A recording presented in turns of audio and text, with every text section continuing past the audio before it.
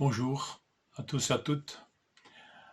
Que le Seigneur vous fasse du bien en cette journée, qu'il vous accorde de le connaître mieux. Que nos yeux puissent regarder en haut et un peu plus bas encore aujourd'hui. Hébreux 8, versets 1 et 2. Le point capital de ce qui vient d'être dit, c'est que nous avons bien un tel grand prêtre qui s'est assis à la droite du trône de la majesté divine dans le ciel et qui accomplit son service dans le sanctuaire, dans le véritable tabernacle, celui qui a été dressé par le Seigneur et non par un être humain. J'aimerais m'arrêter ici sur cette dernière partie du verset 2. Le Seigneur fait son service dans le véritable tabernacle, celui qui a été dressé par le Seigneur et pas par un être humain. Je lis quelques textes ici, 3 textes dans l'Ancien Testament, pour nous montrer combien le tabernacle, le temple, était un modèle de ce qui existe vraiment. Ésaïe 40, verset 22, c'est l'Éternel qui siège au-dessus du cercle de la terre. Ses habitants sont pour lui pareils à des sauterelles. Il déroule le ciel comme une étoffe légère, il le déploie comme une tente pour en faire son lieu d'habitation. Le véritable sanctuaire dressé par le Seigneur ici, on a vraiment une illustration, une révélation dans Ésaïe 40, verset 22, de Dieu qui déploie comme une tente son véritable tabernacle.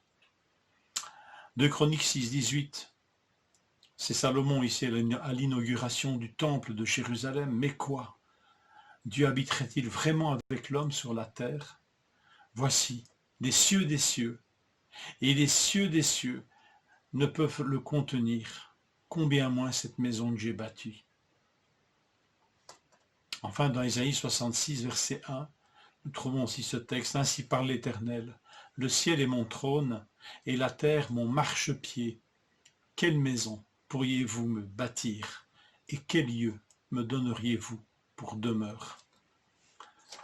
En lisant ces textes, élevons nos regards vers celui qui officie dans un tel sanctuaire que les cieux des cieux ne peuvent contenir.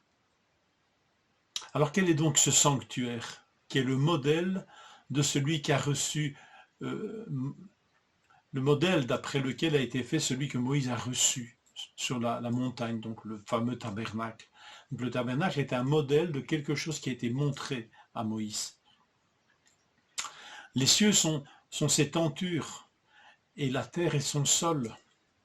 Il dépasse de loin bien sûr ce tabernacle, cette tente bien modeste. Et même les cieux des cieux ne pourraient contenir Dieu.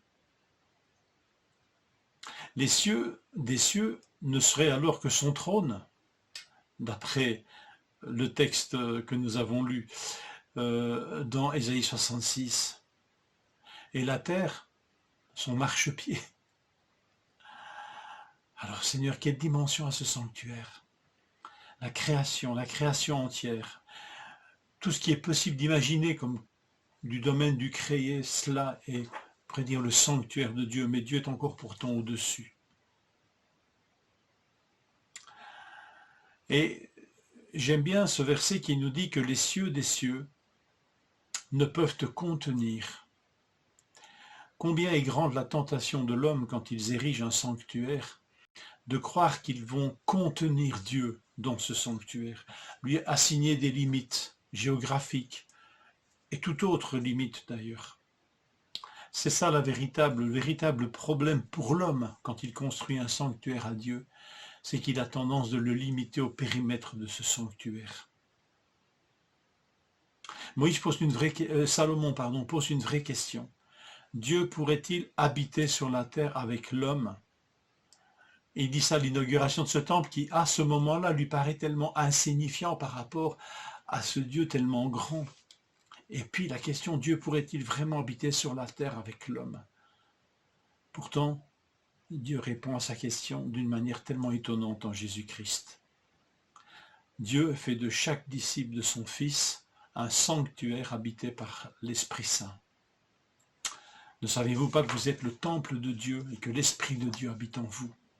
Ne savez-vous pas que votre corps est le temple du Saint-Esprit qui est en vous et que vous avez reçu de Dieu et que vous ne appartenez point à vous-même?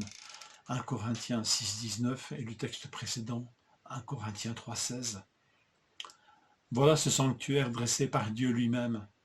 La création est bien plus encore qui nous dépasse tellement. Et les corps d'hommes et de femmes sauvés parfaitement par Christ et habités par son esprit.